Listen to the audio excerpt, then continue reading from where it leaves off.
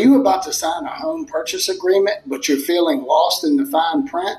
Well, you're not alone. Reading through a purchase agreement can be overwhelming, but understanding it can protect you from costly surprises down the road. Today, I'm going to be uncovering some of the nuances of a purchase agreement, so you'll be better informed when the time comes to put an offer on a home. So let's get after it right now.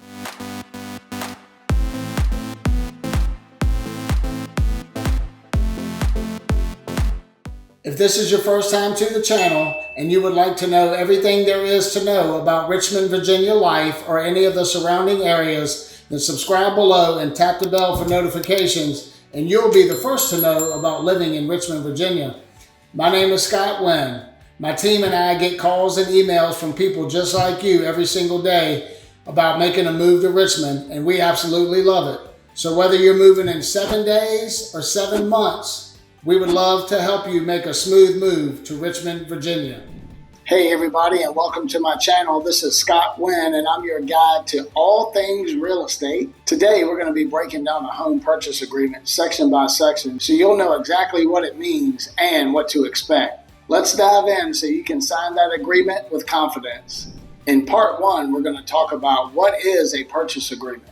A home purchase agreement is a legally binding document that outlines the terms and conditions of your new home purchase. It's there to protect both you and the seller and to make sure everyone's on the same page about the details. The contract is usually signed when you make your offer, and once it is ratified, it kicks off the formal closing process. Think of it as a blueprint for your home purchase journey.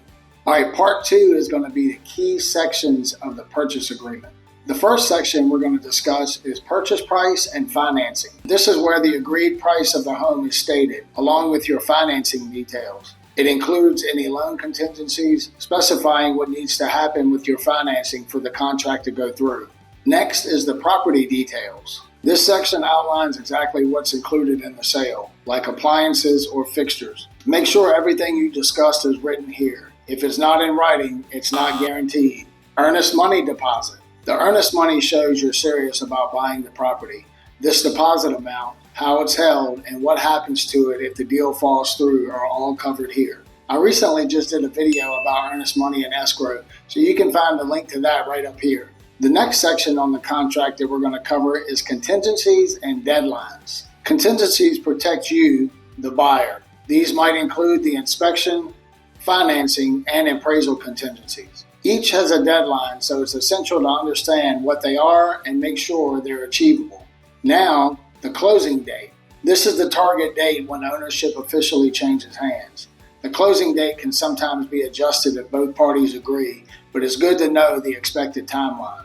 Disclosures and inspections. Sellers are typically required to disclose any known issues with the property. The inspection section also allows you to schedule any necessary checks, like general inspections or specialized ones for radon or pests. And then finally, there's a section for home warranty. If the seller is providing a home warranty, this section will include details. Home warranties can cover repair costs for appliances and systems for a set period of time. If you obtain a home warranty, this will give you peace of mind as you settle in. All right, well, here are some important legal clauses to watch for. Liquidated damages. This clause specifies what happens to the earnest money if either party defaults. Understanding this can protect you from losing your deposit if something goes wrong.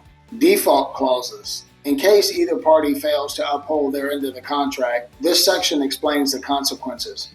Knowing your rights and obligations can save you from legal issues. Okay, here are some tips for reviewing the contract. Take your time. Don't rush through the document. Set aside time to review each section and don't hesitate to ask questions. This is your protection, so make sure it's accurate and fair. Ask questions. If there's any term or clause you're unsure about, ask your realtor or attorney. It's better to get clarity now than to face surprises later. Stay within the deadlines. Every date on the contract matters. Missing a deadline for contingencies or financing could mean losing your deposit, so keep track of key dates.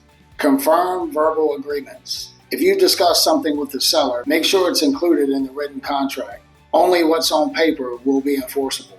So here's some final advice on understanding your purchase agreement. Reading a home purchase agreement might seem tedious, but it's one of the most important steps in protecting your investment. Take the time, understand the terms, and ask for help if you need it. This contract is your guide, so let it work for you. All right, if you found this video helpful, please give it a thumbs up and don't forget to subscribe to my channel so you'll be the first to know about the Richmond, Virginia real estate market or any real estate tips for selling, buying, or moving. If you know of anyone who's getting ready to start the process, then please share this video with them. And if you're looking to make a move, especially to the Richmond area, then please don't hesitate to reach out. I want to help make your move a win-win. So as always, don't forget to give us a call, shoot us a text, or send us an email, and I'll look forward to showing you around town. Until next time.